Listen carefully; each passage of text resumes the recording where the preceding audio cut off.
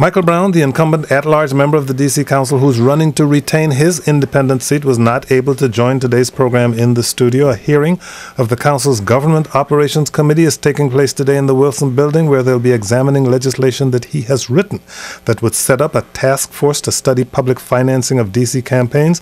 That hearing notice has been on the Council's schedule on its website since October 16th. The same day Mr. Brown's campaign agreed to participate in this forum, an oversight that he apologized for. He offered to participate in today's broadcast by phone, an offer we have declined out of fairness to the other candidates who have made the trip to join us in studio. And of course, Tom Sherwood, Michael A. Brown is a personable individual, but it is his personal financial problems that have drawn attention in this campaign, and great deal of time in debates in which you moderated and participated in the past was spent dealing with his personal problems. So by not being here today, he avoids, I guess, having to defend himself on that issue, even though he did say that he was willing to join us by telephone. What the council member has said, he told me in an interview when I talked to him on the phone about not showing up today, that he thinks he's gotten a raw deal from the media, particularly the Washington Post. I said to him, well, if you don't come on this program, it's because you have a late-breaking committee assignment that you've known about for a couple of weeks. It just looks funny. It just looks like you're not in control. And one of the big issues against him has been that his personal life, in terms of his paying taxes on time, mortgage, paying his rent, all these other things. And, as I've said and tweeted or put on Facebook again today in response to somebody, if Michael Brown is so careless with his personal finances, what do you think he'll do with your public money? But there's been no allegation of wrongdoing about his public duties. So it's just a very bad thing in the final days of an election. A forum that was long scheduled on WAMU, which reaches so many voters, so many citizens, for him not to be here is unfortunate. And the reason he gave, while it's a real one, there is a committee meeting. It's not a last-minute breaking thing, and it shouldn't have been treated that way. If you have questions or comments for David Grosso or Mary Brooks-Beatty, call us at 800-433-8850. This time, Tom, if you don't mind, I'll start the questioning. Oh, I might question that, but go ahead. He minds. Who cares? During the past year, 2 members of the council that both of you would like to be a part of have pled guilty to federal crimes. More council members are under federal investigation, as is the mayor. What steps do you think that the council needs to take to restore trust and accountability in D.C. government? I'm going to ask you both to keep your answers as brief as possible, because the person who speaks the longest doesn't necessarily win the debate. But first, you, Mary Brooks-Beatty. Well, I think it is two factors. You need to change the people. You have to look at the people who are on the council and look at their character. So I think that's one of the first things. The voters need to do that. But then beyond that, I think there are a lot of things you can do with process. I think both on campaign finance reform and on contracting reform, I think you could get to the whole issue of the pay-to-play culture that we have right now through contracting reform. So I've been saying this for, really since the primary, that would be one of the first things that I would do, is to look at the involvement of the council members within contracting, and also look at basically just overhaul the entire contracting process, because it's not very efficient as the process works right now. David Grosso. Thanks, Kojo. The District of Columbia is really at a crossroads right now, and I think we have a decision to make on how we want to move forward and what path we want to take. We've had issues, like you mentioned, ethical lapses on the council and in the government in general, and really as we move forward to try to take advantage of the opportunities we have in D.C., what we need to do is figure out what type of person we're going to put on the council and really get the entire community engaged, and I think that's the core of the issue here. For too long, the special interests and the corporations have been the ones that have dictated what's happened in the District of Columbia when it comes to politics. And it's time for the people of the District of Columbia to step up and be a part of that process and be engaged. And that's what I've tried to do in my campaign, try to pull people in that don't normally get engaged in these issues. And it's remarkable how many people have done that, have agreed to be a part of the process. We're still a fairly young government. We're still developing and maturing, and I think this is part of the process. And so once we get past this and choose the right path, I think you'll see, vast improvements on the council, and our credibility will continue to rise. I should have mentioned that at the end of the broadcast, each of you will have a minute to make a final statement. Tom Sherwood. And can we talk to one another? I mean, can we ask each other questions? You certainly can ask because each I'd other like questions. to know, really, on that response, that's kind of a very generic kind of, feel-good answer. But what would you do on the council? What part of the process would you change? How would you impact it? I think that's great. In August, I published an ethics paper to try to lay out what my thoughts are and what my plans are in this regard. And there's three parts of it that I think are really important here. First, I think we do need to look closely at the, council approval of contracts over $1 million. It was put there for a reason, and perhaps that reason's time has come. And we need to reevaluate and remove that from the process. The second thing that I've campaigned on and talked a lot about is looking at open primaries. In the District of Columbia, it was discussed when we were first founded, first given home rule. The question is now whether or not we're willing to step up and elect people based on the issues and less on the parties.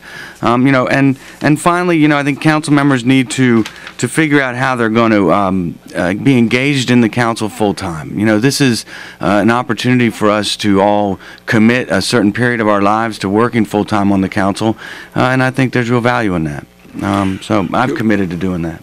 Let me just go to one. I don't want to get too deep in the weeds on this, but I think it's important. There's been this discussion that the council really doesn't need to be messing around with million contracts and reviewing them and injecting maybe politics into $1 million contracts. This was begun in the early 90s when John Wilson, the council chairman, was concerned that Sharon Pratt Kelly didn't know what she was doing with city money, and he thought that the council should have, at least that was his public view, that they ought to look at these contracts. But what no one on the council has ever done is get into the weeds. Some people who were actually convicted of wrongdoing said, Tom, the problem is with the subcontracting, where somebody gets a big contract, but where is the money going? He says no one looks at the subcontracting. Rather than eliminating council review of these, why not disclose it on the web somewhere, not only the contract, but every subcontractor and the principal owners of those subcontractors, so everyone can see in a public forum who's getting what, when, and where. That's a great point, Tom. And the reality is that the more transparency we have in our entire budgeting process is really important. And that's, I think, one of the ways that we've lost credibility on the council, and in the government. The budget is given, when I was up there on the staff of Councilmember Ambrose, the budget was given in a book. And, and you had to go through that whole long book to figure out what was going on. My last year there, it came in a CD, which had a PDF on it, which you couldn't search. Really to get to the bottom and the core of this, and contracting is a great example. Where's the money going? How's it being spent? Where's it all being allocated? Who's getting it? Let me ask Mary Brooks-Beatty about this. Because a lot of people don't know you. I think one of the issues both of you have in this campaign is people don't really know you as well as maybe they could decide to vote for you. But Mary Brooks-Beatty, we have an $11 billion government. What in your background says that you can handle the high finance, the contracting, the bureaucracy issues, and the tax policy issues that have to be handled in order to handle an $11 billion budget? What in your background? Well, my background is all in policy, and it's all in legislation. And what type of policy? It's been everything from energy legislation to working on, things like eminent domain, air quality. So a lot of different. A lobbyist? I mean, what? In government relations, yeah. Lobbyist. You can say the word lobbyist. But also working on policy, for instance, as an executive director of a policy organization. Which one?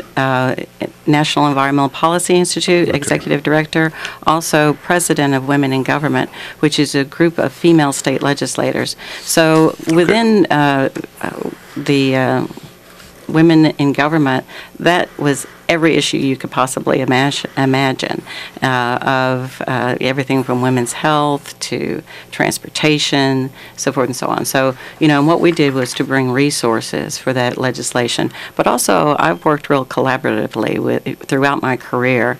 Everything I've done is about, in fact, one of my greatest heroes is Henry Clay, the great compromiser, because I really do feel like that's what government's all about. It's about making hard decisions, and it's about coming up with a solution that satisfies the problem. And, basically you have to choose winners and losers. Okay. So David, there's a lot of hard decisions. Can I ask David, you worked for a council member for a while, and you've been working in the health care field are you a lobbyist for the health care field? Tell people what that is. I actually am the vice president for public policy at Care First Blue Cross Blue Shield. I'm not a lobbyist. I actually am the person behind the scenes that does the studies and thinks through the issues, and worked a lot on President Obama's Affordable Care Act and how to implement that. Okay, but on the council you worked for the former Ward 6 council member. I did, and you dealt with the city's budget, although it was a lot smaller then. Yeah, well, it was a lot smaller, which is like interesting 5 or how 6. it grows and grows. I worked for Sharon Ambrose, who's the chair of my campaign today. I worked for her for 6 years right after law school. But I also then, during that time was a different council. We had Ms. Kropp as the chair of the council. Tony Williams was the mayor. I think we worked in a way that really was moving our city forward and creating great vision. I should note also that I also worked with Congresswoman Norton for 2 years as her chief counsel, where I was, again, if you want to talk about getting stuff done, there's an example of somebody who knows how to do it in a way that is kind of unlike anyone else, without a vote on the Hill, and being able to continue to be the most effective, one of the top 20 most effective members of Congress. Trying to juggle several balls here at the same time, so please put down your headphones, because you mentioned that you worked for Council Member Sharon Ambrose, and our first caller, Carl, has a question about that time of your life, so to speak. Carl, you're on the air. Go ahead, please. Hi. Ms. Ambrose sponsored the Gross Budget Act a number of years ago, which required that the city's federal grant funds be budgeted the same way as appropriated, except it wouldn't go to Congress. It was signed into law, but has never been enforced. And as a result, the council only looks at a portion of city spending, not all of it as she intended. I wonder what position he would take on that. What position David Grosso would take on that? I couldn't agree with you more. I don't exactly remember that particular law, but I think it makes sense for the council to be able to look at the whole thing and all of the budget money. And again, this goes back to the point I made earlier, Tom, about making sure that the budget is more transparent, that it's online. Right now it's still in this PDF format, and really you can't take advantage of all of the opportunities that we have to streamline it, make it more effective and more efficient. And the federal funds simply we just don't see where the money goes. We just don't see exactly. And Carl, you got to thank you very much for your call. Our guests are David Grosso. He's an independent candidate for the D.C. Council running for an at-large seat, and Mary Brooks-Beatty, Republican candidate for the D.C. Council running for an at-large seat. Councilmember Michael A. Brown could not make it here today. He says he has a priority of a hearing involving a bill he is involved in on the council. But you can call us at 800-433-8850. Mary Brooks-Beatty, I'd like to follow up on a couple of things from you. First, David Grosso indicated that he is for open primaries. Are you also for open elections, that no partisan primaries in the district? I would be in favor of nonpartisan offices on the council. Nonpartisan offices, period. I'm sorry, is that a yes? I mean, you agree with Kojo that the elections would not be based on party? You wouldn't have Republican primaries? Right. Okay. Okay. And David Grosso wanted to follow up on that in a slightly different way with you. Last week I said tongue-in-cheek that if anybody loses in this at-large race, if there is another one come next spring to replace Council Chairman Phil Mendelssohn, if indeed he wins that position, then it would be quite easy for people who did not win this election to switch their affiliation to Democratic so they could be in that primary to run in an at-large seat. Is that something you would consider doing if you lost? Not that you'll lose this one. Yeah, I mean, I would have to say first and foremost that there's only one real big rule in my campaign, and you're not allowed to talk about anything but this campaign. I'm going to adhere to that rule. We have absolute every expectation that we're going to win this race, but I will say on one note that, and I think it's important to explain this, I'm running as an independent because I believe that that's where I line up. And so, because you've worked for 2 Democrats. I've worked for 2 Democrats. I've been a different party before that. But I think the whole world is shifting, and that's why I think an open primary is an important thing in the district. But you know, if I were to run again down the road, I'll run as an independent. I think that's who I am. That's why I chose to run that way the very first time that I ran, because it allows me the opportunity to represent everybody, the independents, the Democrats, and the Republicans. And Mary Brooks-Beatty, you weighed in on contracts. How do you feel about constituent service funds? Do you think the council should eliminate them or keep them? Eliminate them, definitely. I've been, and actually I testified to that in the Ethics Committee. Can I make a note on that?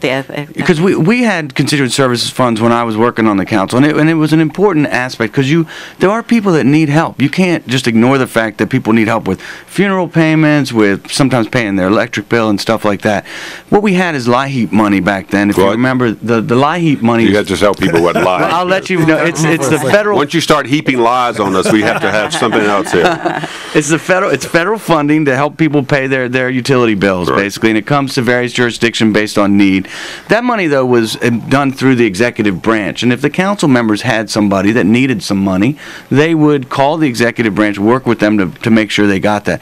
There are better checks and balances that can be done with this kind of money than what's been happening in the past. I certainly don't support it being used on baseball tickets. Well, and also one of the recommendations that I made during the committee hearing was that if you needed constituent services funds, they still don't need to go directly to an individual council member. You could have constituent services funds that are basically controlled by the council if they're a real need. Who would pass the money out? So it would be the same thing that we do on the ANC. We take a vote on it. I mean, we basically have one pot of money, and we decide where that money is going to be. Well, you vote against mine, I'll vote against yours. The constituent service fund, I think, was raised to $80,000. It used to be $40,000. There are legitimate ways the money can be used, and I would argue even maybe in sports tickets, if the tickets are given to youth groups and things like that, as opposed to friends.